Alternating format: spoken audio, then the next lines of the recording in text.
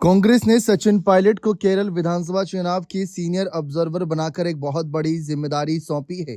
केरल में कांग्रेस 10 साल से सत्ता का वनवास झेल रही है। इस बार वे सत्ता में वापसी के इरादे से चुनावी रणनीतियां बना रही हैं। इस बड़े लक्ष्य को हासिल करने के लिए ही सचिन पायलट जैसे युवा और ऊर्जावान नेता का चयन किया गया है।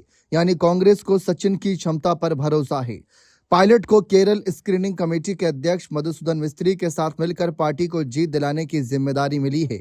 अब कांग्रेस में सचिन पायलट का कद बढ़ रहा है। 2026 में होने वाले विधानसभा चुनावों के लिए राजस्थान से केवल एक नेता सचिन पायलट को सीनियर पर्यवेक्षक के रूप में चुना गया।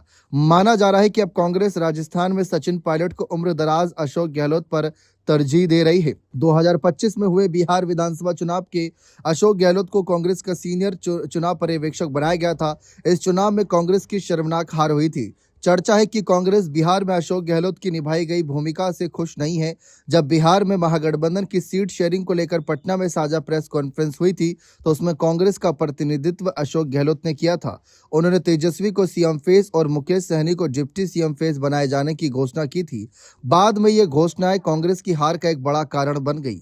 लेकिन इस बीच कांग्रेस के शीर्ष नेतृत्व सचिन पायलट के बीच की दूरी अब खत्म होती दिख रही। हालात बदलने की पहल दोनों तरफ से हुई तो रिश्तों को मुरझाया गुलिस्ता फिर से हरा भरा होने लगा।